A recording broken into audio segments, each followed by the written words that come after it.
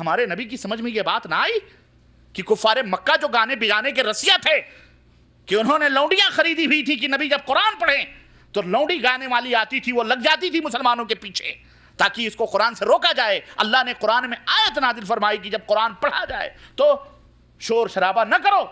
اللہ کے نبی بھی چاہتے کہ جب لوگ گانوں بجانوں پہ آتے ہیں تو ہم بھی گانے بجانے شروع کریں۔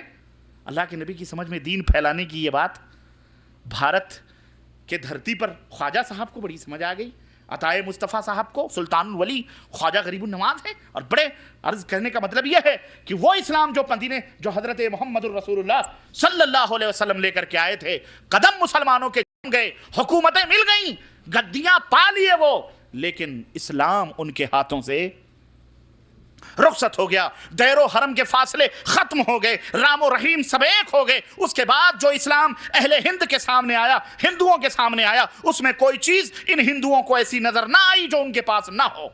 ہر چیز اگر ان ہندوؤں کے پاس کاشی، متھرا اور بنارس کی یاترائیں تھیں تو یہاں مسلمانوں کے پاس اجمیر، کلیر، بغداد اور بہرائچ اور پاک پٹن اور لاہور کے عرسوں کے اندر شرکت کی یاترائیں تھیں۔ وہاں اگر بھجن تھی تو یہاں قوالیاں تھیں، وہاں اگر مورتیاں تھیں تو یہاں علم اور جھنڈے تھے، وہاں دیوتاؤں کی پوجا اور سندور اور تلک کے چڑھاوے چڑھائے جا رہے تھے تو یہاں قبر والوں کو داتا مان کر ان کے نذرانے اور ان کے اوپر نظر و نیاز کیے جا رہے تھے۔ اب کس چیز کی کمی رہی جس کے لیے ہندو اسلام قبول کریں؟ کس چیز کی کمی رہی جس کے لیے ہندو اسلام کے اندر داخل ہوئے؟ وہی سب کچھ تو مسلمان کرتے ہیں جو وہ کرتے ہیں۔ کیا فرق رہا؟ اور ہندوستان میں ایک اور حقیقت میں بتلاؤں، ہندوستانی بھائی لوگ جانتے ہوں گے کہ ہندوستان میں ستیہ نارائن کی کتھا بھی پڑھی جاتی ہے۔ ستیہ نارائن کی کتھا بھی ہوتی ہے جس میں برہمن آ کر کتھا سناتا ہے، اور یہ جو پوجا ہوتی ہے ستیہ نارائن کی، آپ کو نہ معلوم ہو، مجھے اچھی طرح سے معلوم ہے کہ اس دن گوشت گھر میں نہیں پکتے، ہندو گھر میں گوشت نہیں پکاتے، بلکہ نہا دھو کر، بلکہ جو گوشت خور ہوتے ہیں وہ بھی نہا دھو کر، دھونی انی رما کر، پوتر ہو کر اس پوجا کے اندر شریک ہوتے ہیں۔ اسی ستیہ نارائن کتھا کی طرح اس کی جڑواں بہن جعفر صادق کی نیاز بھی شروع ہوئی۔ گویا یہ تاثر دیا گیا کہ اگر یہ مذہب سچا ہے اور تمہاری مذہب سچا ہے اور یعنی ہمارا بھی مذہب سچا ہے اور ہر مذہب میں سچے لوگ ہوتے ہیں، اگر یہاں تمہارے ہاں نارائن صاحب ہیں، تمہارے ہاں اگر نارائن صاحب ہیں اور وہ ستیہ ہیں، ستیہ مانے سچے ہیں، تو ہمارے یہاں جعفر صاحب ہیں جو صادق ہیں۔ جو کون ہیں؟ صادق ہیں، سچے ہیں۔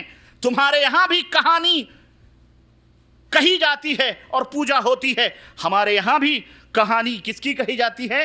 لکڑہارے کی کہی جاتی ہے، اور ان کی بھی پوجا یعنی نظر و نیاز ہوتی ہے۔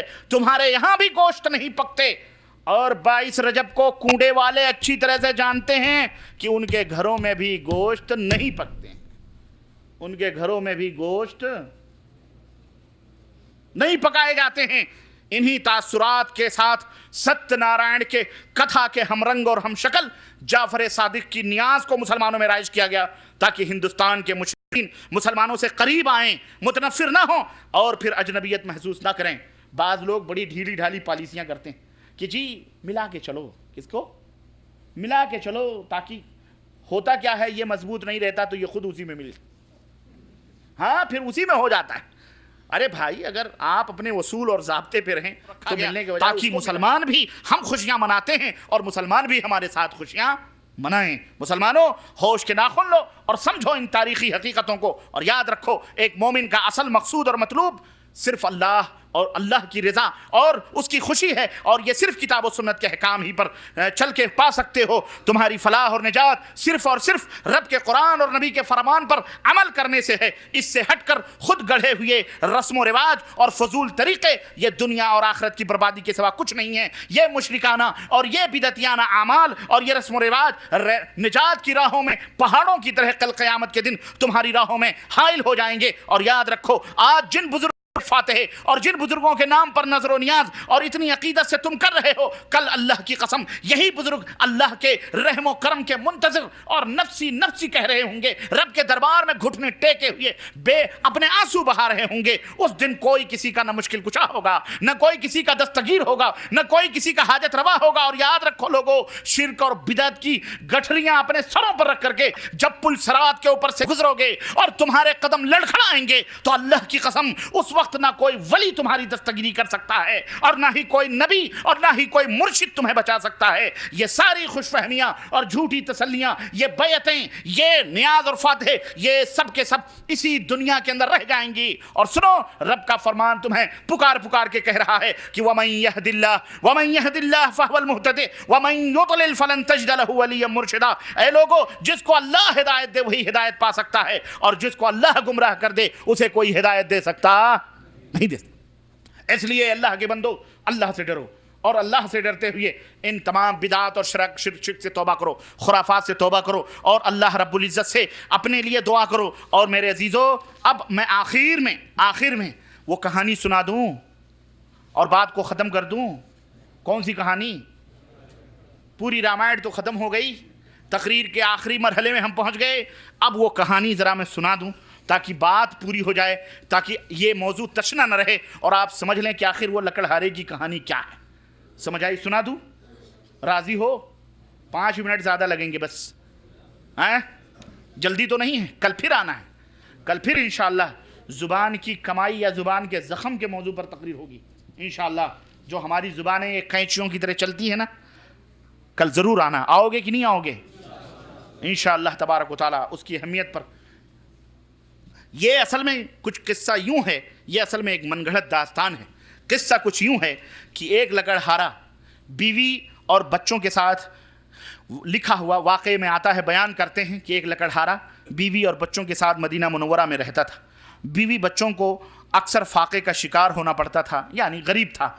लकड़हारा रोज़ियों की तलाश में दर दर की ठोकरें खाता, मुसलसल 12 साल हाँ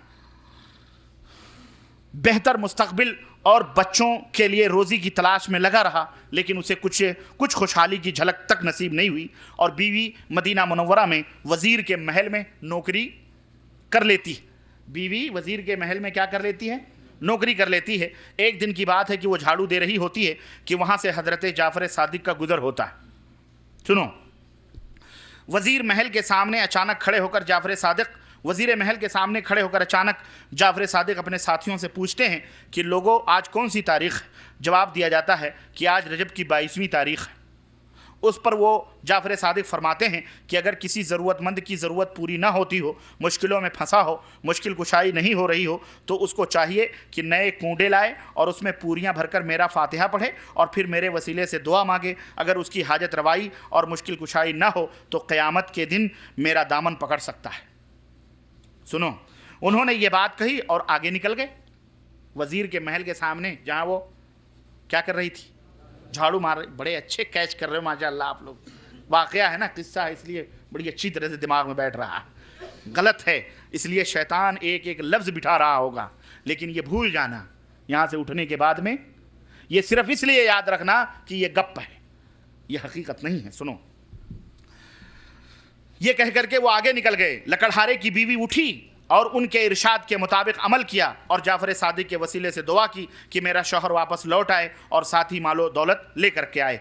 इधर 12 साल परदेश में ठोकरें खाने के बाद लकड़हारे का नसीबा खुला और कूंडे अपना रंग दिखलाना शुरू किए।